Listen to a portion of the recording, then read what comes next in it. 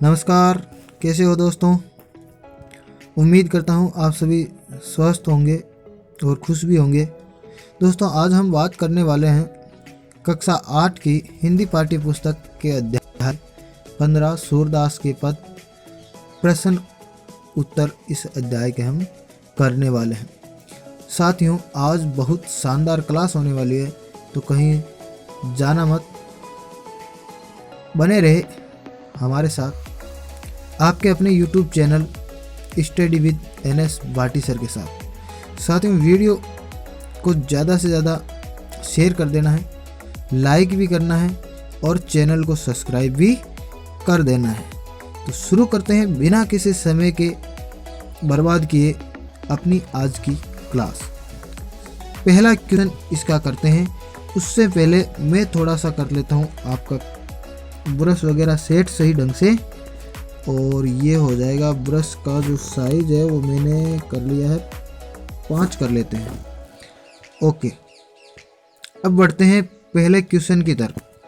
तो पहला क्वेश्चन देखो साथियों, बालक श्री कृष्ण किस लोभ के कारण दूध पीने के लिए तैयार हुए? उत्तर है, माता यशोदा ने श्री कृष्ण को बताया कि दूध पीने से उनकी चोटी बलराम भैया की तरह मोटी, बड़ी और लंबी हो जाएगी। श्री कृष्ण अपनी चोटी को बड़ी करना चाहते थे, इस लोभ के कारण वे दूध पीने के लिए तैयार हो गए थे। साथियों, ये था पहले क्वेश्चन का आंसर। बढ़ते हैं क्वेश्चन नंबर 2 की तरफ। ये रहा आपका दूसरा क्वेश्चन। श्री कृष्ण अपनी चोटी के विषय में क्या क्या सोच रहे थे? तो श्री कृष्ण अपनी चोटी के विषय में सोच रहे थे कि उनकी चोटी छोटी रह गई है, दूध पीते रहने से उनकी चोटी भी बलराम भैया की तरह लंबी हो जाएगी, मोटी हो जाएगी, और फिर जब वो चलेंगे तो नागिन की तरह लहराएगी। साथियों, बढ़ते हैं क्वेश्चन नंबर 3 की तरफ। दूध की तुलना में श्री कृष्ण कौन से खाद्य पदार्थ को अधिक पसंद करते हैं? तो दूध की तुलना में श्री कृष्ण माखन रोटी खाना पसंद करते हैं। ये थे आपके क्वेश्चन नंबर 3। बढ़ते हैं क्वेश्चन नंबर 4 की तरफ। तो ये लो आपका क्वेश्चन नंबर 4। ते ही पूत अनोखो जायो पंक्ति में ग्वालन के मन के कौन से भाव मुखरित हो रहे हैं?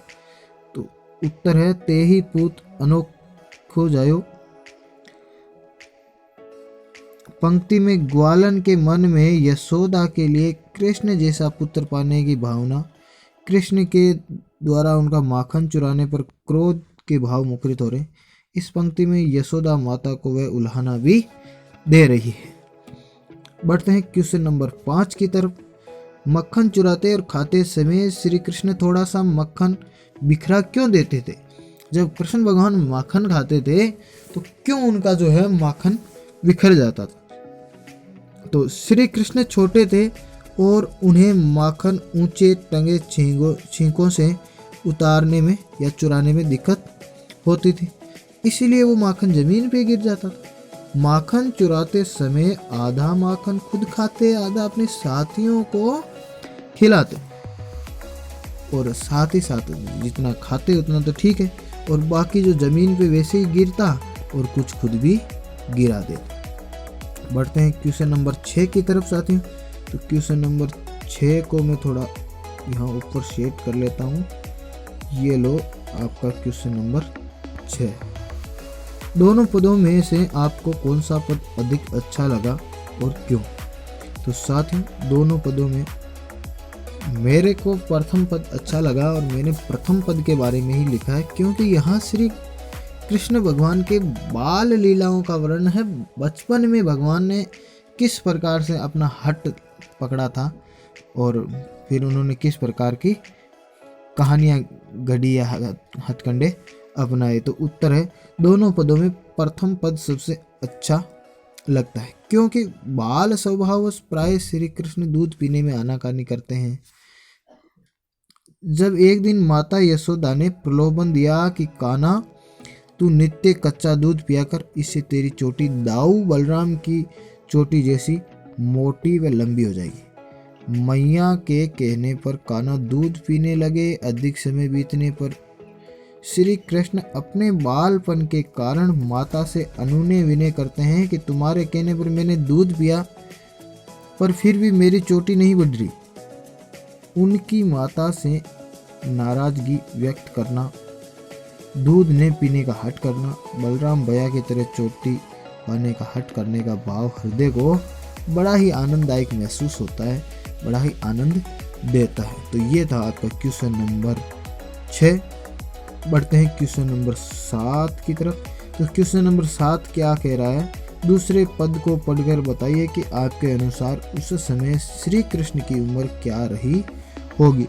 तो साथियों, दूसरे पद के अनुसार हम उम्मीद करते हैं कि उनके आयु जो है लगभग 4 से 7-8 साल के आसपास रही होगी, क्योंकि इसी अवस्था में बच्चा जो है बड़ा शैतान होता है, और जब भी वो किसी दूसरे के घर से माखन चुरा, वो अपना पराया नहीं जानता है उस वक्त कि भाई ये अपना है, ये पराया, वो सभी को अपना समझता है, और इस वजह से उन्होंने इस प्रकार की हरकतें की होगी। साथ ही जब छोटा बच्चा होता है तो वो किसी भी चीज़ को जब प्राप्त करता है तो हो सकता है वो नीचे ज़मीन पे भी गिरा दे, अपने साथियों को भी खिला देता है। तो दूसरे पद को पढ़कर लगता है कि उस समय श्री कृष्ण की उम्र 4 से 7 के आसपास रही होगी। तभी छोटे से हाथों से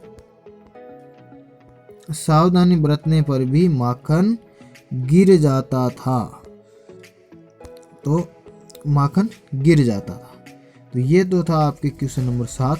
साथियों, अब बात करते हैं हम क्वेश्चन नंबर 8 की, जो मेरा सबसे फेवरेट क्वेश्चन होता है भाषा की बात, तो उसको हम करने वाले हैं।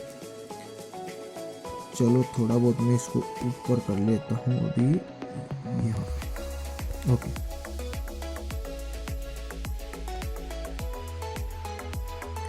श्री कृष्ण के लिए श्री कृष्ण गोपियों का माखन चुरा चुरा कर खाते थे, इसलिए उन्हें माखन चुराने वाला भी कहा गया है। इसके लिए एक शब्द लिखिए। तो माखन चुराने वाला कौन होता है? माखन चोर। ओके, क्वेश्चन नंबर 9 देखिए। श्री कृष्ण के लिए 5 पर्यायवाची शब्द लिखिए।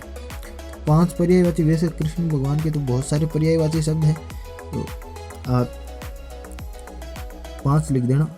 गोविंद, रणछोड़, वासुदेव, मुरलीधर, नंदलाल। आप कान्हा लिख सकते हो, कन्हैया लिख सकते हो, है ना, बहुत सारे है ऐसे ही। चलो अब बढ़ते हैं क्वेश्चन नंबर 10 की तरफ। तो क्वेश्चन नंबर 10 की तरफ बढ़ने से पहले मैं इसको थोड़ा बहुत यहाँ कर लेते हैं। तो साथियों, क्वेश्चन नंबर 10 देखो, ये प्रश्न अपने को किताब में दिया है कि कुछ शब्द परस्पर मिलते जुलते अर्थ वाले होते हैं, उन्हें पर्यायवाची कहते हैं, और कुछ विपरीत अर्थ वाले भी। समानार्थक शब्द पर्यायवाची है और विपरीतार्थक अर्थ विलोम शब्द। जैसे उदाहरण दिया है अपने को, पर्यायवाची चंद्रमा, शशि, इंदु, राका। चंद्रमा का हो जाएगा ये तीनों मधुकर, मधुकर का हो जाएगा भरमर, भोरा, मधु। सूर्य का रवि, भानु, दिनकर। विपरीत अर्थ का मतलब है दिन रात, श्वेत का श्याम, शीत का उष्ण। शीत का मतलब ठंडा, ठंडे का उष्ण, गर्म। ओके, तो इसका आंसर देखो, आगे लिखा है पाठ से दोनों प्रकार के शब्दों को खोजकर लिखिए। तो दोनों प्रकार के शब्दों का उत्तर हम लिख देते हैं यहाँ से कर लेते हैं इसको। चलो देखो, पहला है अनोखा। अनोखे का हो जाएगा आपके अद्भुत, विचित्र, अनूठा। अगला है मैया। तो मैया का हो जाएगा जननी, माँ, माता। दूध, दूध का दुग्ध, पेय, गोरस। सखा, सखा का हो जाएगा मित्र, मीत, दोस्त। बलराम, बलराम का हो जाएगा दाऊ, हलदर। और ढोटा, ढोटा का हो जाएगा सुत, पुत्र और बेटा। इस प्रकार से ये तो हो गए इनके 3-3 पर्यायवाची। अब बात करते हैं विलोम शब्द की, विपरीतार्थक शब्द की। तो लंबी, लंबी का हो जाएगा छोटी। श्याम, श्याम का श्वेत। संग्रह का विग्रह। मोटी का पतली। रात का दिन। और प्रकट का ओझल। तो साथियों, ये थी आपकी आज की अपनी क्लास। कैसा रहा अपना वीडियो? साथियों,